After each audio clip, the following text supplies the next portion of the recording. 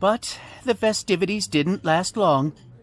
The British established a blockade against the colonies, so Americans had to begin seriously preparing for war by themselves, by passing out arms that had been hidden away, and by making their own gunpowder, bullets, and cannonballs. And of course, they had to train their farmers, shopkeepers, craftsmen, and others to become soldiers. Those in Parliament thought the war would be won quickly. They strut around, these tailors, barbers, and tradesmen, like puffed-up geese. The most frightful thing about them is their wings. General Gage, the British commander, also thought the war could be won in short order. If our troops achieve several rapid and decisive victories, the Americans will become disheartened, and the revolt will fade away. But the Battle of Lexington and Concord proved otherwise. Even so, Americans faced seemingly overwhelming odds.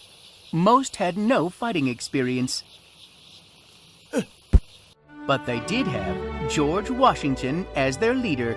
He had all the qualifications for the job as Commander-in-Chief of the Continental Army, experience as a military officer, knowledge of the lands on which battles would be fought, an appearance that cultivated admiration and respect, and an unblemished reputation for honesty.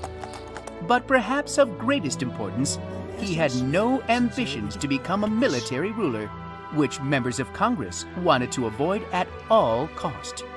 In the field, Washington and his officers faced many problems besides untrained soldiers.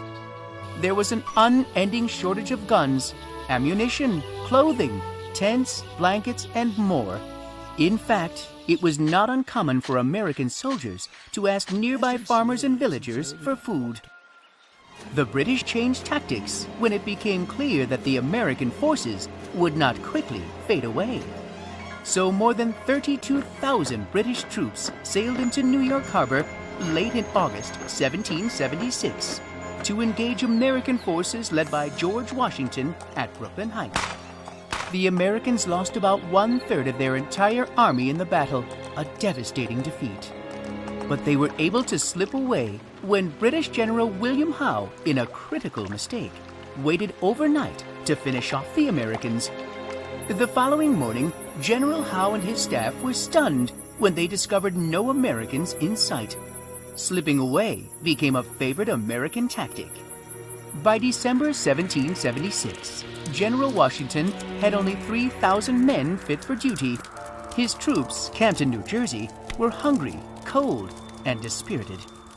Then, in a desperate risk-all operation, the Americans staged a surprise attack in Trenton, New Jersey, on German soldiers called Hessians, whom the British had hired to fight on their side. The Hessians were roundly defeated, and the colonists took more than 900 German prisoners. American victories followed in Princeton and Morristown, New Jersey. Washington's troops were no longer dispirited. Even so, the British were able to enter Philadelphia after their victories at Brandywine and Germantown. General Gage was confident that the Americans would surrender after a major city such as Philadelphia was captured. Yet, he and the other British generals did not understand that Washington didn't define victory as they did. To Washington, a victory was being able to fight again another day, until eventually, the British, exhausted and out of patience, would surrender. Washington also knew it would be extremely difficult for Britain to supply its troops from across the ocean. Moreover, he knew that the size of the American colonies would stretch British troops thin. Meanwhile, in another part of the world, in Paris, America's ambassador to France, Benjamin Franklin, was busy charming and befriending Parisian society and government officials, especially the French Foreign Minister Charles Gravier, hoping to convince France to enter the war on America's side. I must say, Ambassador Franklin, you have completely charmed all of Paris. And now I see that American forces have defeated the English at Saratoga, New York. A great military achievement, mon ami. So, this is what I propose. We will join America in an alliance against Great Britain. If America will recognize our claims in the West Indies, in the Caribbean. I'm certain that will be acceptable to my government, Your Excellency. And it was. The alliance with France in February 1778 was perhaps the most important event in America's eventual victory. And it couldn't have come at a more crucial time, for the Continental Army wintering in Valley Forge, Pennsylvania, was on the verge of collapse.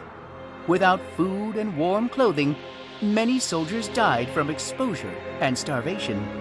Under Washington's leadership, however, the Army rallied and successfully engaged the British at Monmouth, New Jersey, the following June. Other battles followed, but neither side could land a knockout blow. Then the British decided to concentrate on the southern states, where there were more loyalists. So early in 1780, 14 British ships loaded with 13,500 soldiers and sailors entered the port of Charleston, South Carolina. The plan was to conquer Charleston and then march northward. The British did take Charleston, but two things went wrong with the plan. First, British soldiers looted many homes and businesses as they headed north, angering Southerners, who then joined the revolution on America's side. And second, the farther north the British troops traveled, the more difficult it became to ferry supplies along extended, drawn-out distances. Finally, in October 1881, after a long siege, American and French forces combined to defeat the British at Yorktown, Virginia. Gosh, Mr. Beanbody, it sure took a lot of hardship and a long time to win our freedom. Right. More than 6 whole years. Indeed it did. But sometimes the longer and more difficult the task, the greater the reward. The Americans began their quest for more freedom by trying to work with the mother country, England. But the British turned a deaf ear to most of the colonists' grievances. American protests became increasingly extreme as the colonists realized that the British government viewed them as spoiled children who must be punished. Eventually, the Americans had had enough and declared their independence from England on July 4th, 1776, and then fought a long and difficult war to win their freedom. And that is why we celebrate Independence Day every 4th of July.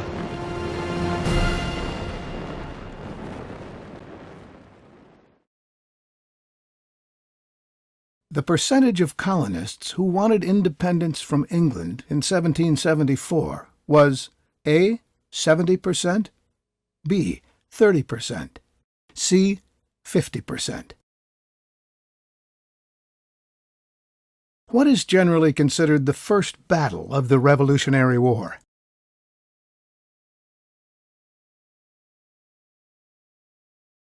The Second Continental Congress sent the petition to King George, pleading for his help. True or false?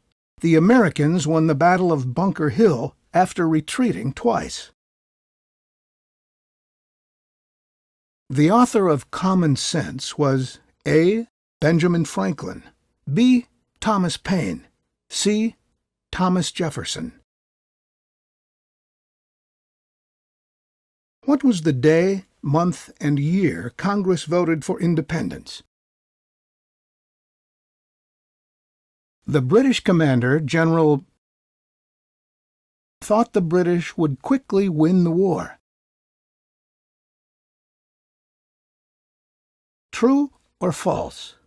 One of George Washington's favorite tactics was quietly slipping away before the British could defeat American forces. Hessians were A. defeated British regulars, B. muskets with knives attached to the barrel, C. German soldiers hired to fight with the British. The French foreign minister offered French help to Benjamin Franklin after the Americans won an important battle at New York.